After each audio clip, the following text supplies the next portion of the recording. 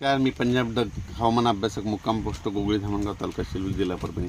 आज आहे 5 सप्टेंबर 2024।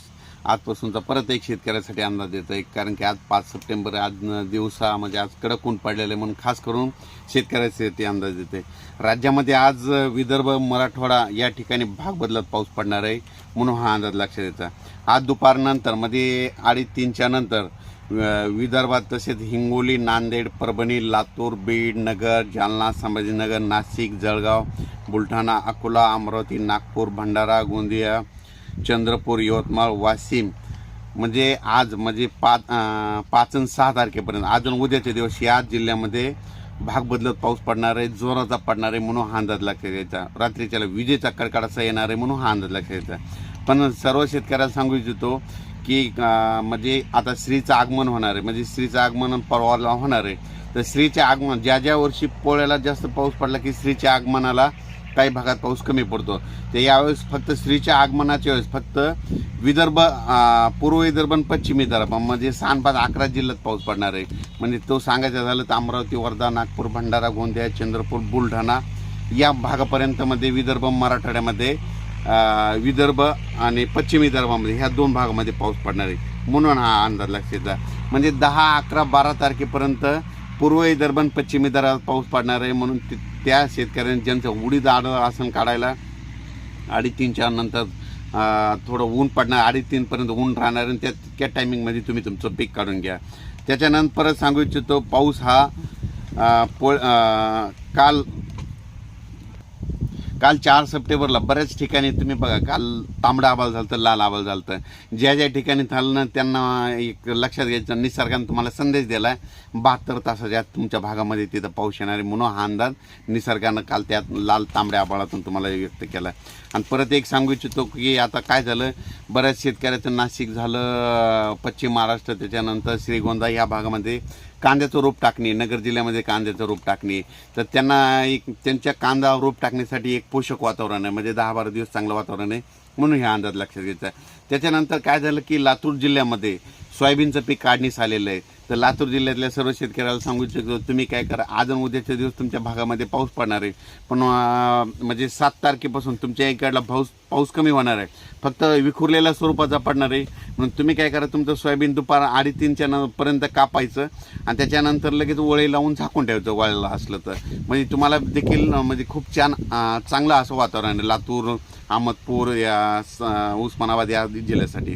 त्याच्यानंतर परत एक सांगू इच्छितो राजस्थानमधून काय होणार आहे की मान्सून आता परतीच्या मार्गावर निघालेला आहे, तर 20 सप्टेंबरला म्हणजे राजस्थानमधून मान्सून माघार घेण्यास सुरुवात करण्याची तयारी आहे, म्हणून 20 सप्टेंबरला राजस्थानमधून मान्सून परतून निघेल अशी शक्यता आहे। आणि आपल्या मराठवाड्यातून मात्र महाराष्ट्रातून मात्र विलंब करू शकतो हे देखील तुम्हाला सांगू, म्हणजे राजस्थानमधून जर 20 सप्टेंबरला मान्सून निघालं तर मराठवाड्यामधून थोडं विलंब करेल, हे देखील ह्या अंदाजामध्ये सांगतो।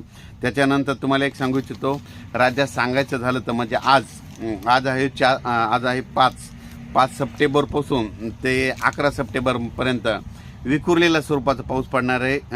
तो पाऊस फक्त तुम्हाला सांगतो हिंगोली जिल्हा, त्याच्यानंतर यवतमाळ जिल्हा, त्याच्यानंतर अमरावती, अकोला, वर्धा, नागपूर, भंडारा, गोंदिया, बुलढाणा, त्याच्यानंतर परभणी जिल्हा, जालना, बीड, लातूर, उस्मानाबाद, त्याच्यानंतर नगर जिल्हा आणि नाशिक, जळगाव म्हणजे ह्या पट्ट्यामध्ये आता म्हणजे 2 दिवस पाऊस पडणार आहे, म्हणजे विखुरलेल्या स्वरूपाचा पडणार आहे, लेक खूप मोठा राहणार नाही, म्हणून हे अंदाज लक्षात घ्यायचा। आणि पश्चिम महाराष्ट्रात मात्र तिकडं दिवसभर ऊन पडणार, सरी येतील, 1-2 सरी येतील, म्हणजे खूप काही मोठा नुकसानीचा पाऊस नाही, म्हणून त्यांना देखील आनंदाची बातमी, कांदा रोप टाकण्यासाठी पोषक वातावरण आहे, म्हणून हे अंदाज लक्षात घ्यायचा।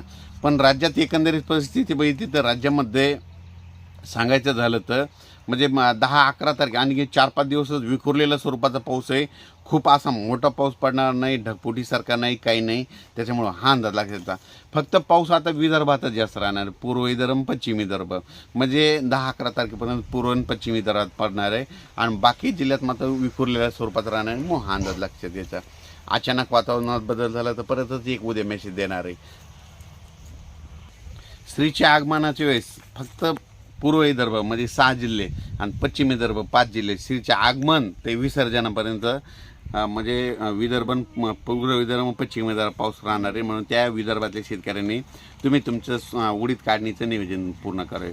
त्याच्यानंतर मराठवाडा. आता मराठवाड्यामध्ये तुम्हाला सांगतो की श्रीच्या आगमनाच्या वेळेस म्हणजे खूप काही मोठा पाऊस पडणार नाही, उगा एक दिवस आड पडत जाणार आहे. समजा परभणी जिल्हा असो, परभणी जिल्ह्यात आज पडला तर उद्या उघाड येणं पुन्हा परवाच्याला पडत. म्हणजे मराठवाड्यात काय होणार आहे, श्रीच्या आगमनाच्या वेळेस म्हणजे खूप काही मोठा पाऊस पडणार नाही, म्हणून हे अंदाज लक्षात येतं.